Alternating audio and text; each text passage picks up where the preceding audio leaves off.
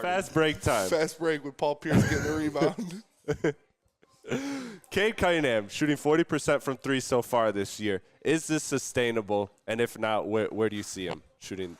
I think it is sustainable. I don't know if that 40% is sustainable, but I think he'll be right around there. He'll be high 30s, maybe even 40. His stroke looks good. Pause. His legs are under him. He's healthier. You know, I think he can go out there and he can continue to get it done at this clip. I see him around like 36% this season. 40% is just crazy. I mean, that's is he? He shot that in college though. Yeah. I mean, that's a shorter three, but he shot that in college. Yeah, that's fair.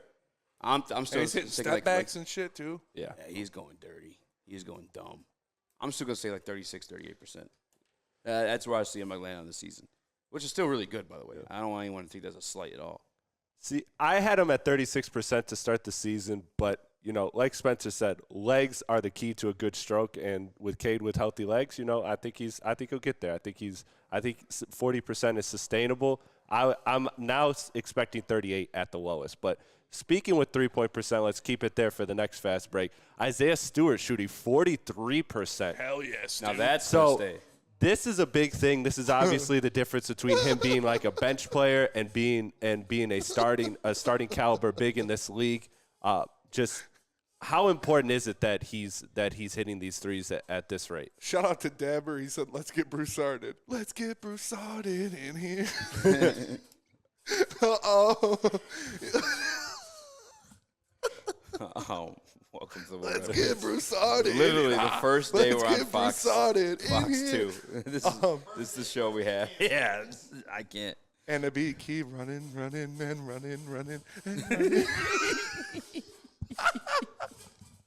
All right. Isaiah Stewart shooting that percentage is definitely important for this team. You need him out there. He needs to be a reliable option from behind the three-point line, especially with Jalen Duren as his front court mate. So I think I don't know. Again, I don't know if it's going to stay at 42% or 43% or whatever it is, but his stroke looks good too. Pause. And he's doing it with a lot more confidence. And he's not just jacking.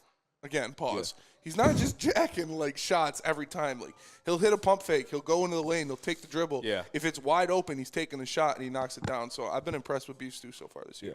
Yeah, I've been really impressed too. What did you guys think of actually? I mean, I know we got the fast break in the middle of it, but last night's game, did you guys catch that one for the Pistons? Yeah, I did.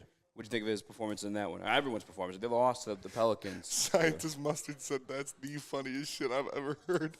Let's get Broussarded. Let's get Broussarded in. Anyway, Spinny definitely off the ban. Are you? I indulged a little bit in the car. Wow. Makes a lot more sense. Either way, we made excuses for like the Detroit Pistons like losing games without because we didn't have Duren, and obviously we didn't have Monte and everybody else.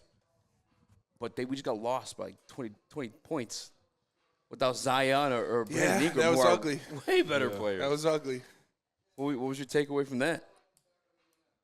Chris? I'll go to Chris because he's just gone. No. Right. Apparently the fast break is over. We're just in half-court offense right now. No, I thought it was promising. You know, these games, the Pistons start off good in a lot of these games, but the problem is that what they have just isn't sustainable right now. Like Cade Cunningham for the first quarter looks great because, you know, teams are actually treating Killian Hayes like a shooter. Like in the first quarter of this Pelican game, they were 7 for 7 from the three. They had two people close out on Killian for a three. And then they realized after that timeout, what the fuck am I doing? Yeah. And then they stopped closing out on Killian. All of a sudden, there was no space for Cade to operate. So what it is this team is good. They have all the ingredients of a good team. They just need to obviously tweak the rotation and get better pieces around. But the foundation of a good team, I should say, not the ingredients, but the foundation is there for the team. I agree. I just kind of just wouldn't come away with a game like that. Yeah, you feel like that's a game you got to win. When they're down their two best players, you think you got to go out there, you got to take care of business and get the win. But we forgot, like, the Pistons were missing guys too. I mean, I know that's no excuse. They still should have won that game. But because now we dropped the first couple, I was like, okay, like it's going to happen. Like, stumble out the gates a little bit. But then for, like, last night that happened without Ingram or Zion, now I'm a little bit more like, oh, I don't have the best feeling about it. You know what I'm saying? Let's get Broussarded. Let's get Broussarded in here for sure. What the hell was I about to ask you, though, about someone specifically? Oh, So right before the show started, my boy Mike actually texted me. He told me Asar Thompson is Stanley Johnson 2.0. I think he can be better than Stanley. I think he's Johnson. already better than Stanley. No disrespect to Stanley, facts. but like I thought that was disrespectful to Asar. It is. Asar's already performing to like the best Stanley had ever performed in the league. Yeah. That's even with like many 5-game resurgence in LA. But has Asar Thompson dropped 70 in the Drew League? Yeah, I'm sick of that shit. I'm sick of like that carrying over. As much as like whatever you'll retweet it. You know what I'm saying? It's against like accountants and shit like that. Yeah. Like, Andre Drummond was dropping. He was balling Drew League. You And he got wanted to- dunked on You too. wanted to get the guy on that crossed over LeBron or whatever. You remember that? Yeah. Oh, yeah. No, was it LeBron? What did he do? He did something. Yeah, it was LeBron, right? He crossed him. He locked him up. That's what it was. Wasn't it? I thought it was cross. I forget what it was. It was I think something he like- locked him Or up. he dunked on him or something. No, I know that guy. You remember that? Oh, the high schooler, Remember Jordan when Crawford. that He was ended up Jordan in Crawford? the NBA. Yeah. That video got scrubbed from the internet, bro. Yeah. Gone. That was crazy. It was nowadays it was still been out there. Oh, for sure. Ain't no way. Can't screen record back then. No, hell no. Chris, Booner wants to know what's behind you. What's behind me? Dinner, baby. Look at that. Look at that chunk of meat. That's what's behind me. This guy definitely indulged before the show. Oh, no, I didn't, honestly. But that was funny. That wasn't funny? I don't know. I don't know. Not impressed. It's okay. All right, next question, Chris. Yeah, sorry, Chris. all right. Speaking of, let's do that one. Speaking of Asar and Jalen Duren, who we talked about, who has the higher ceiling between these two? Between Duren and Asar? Yes. Duren.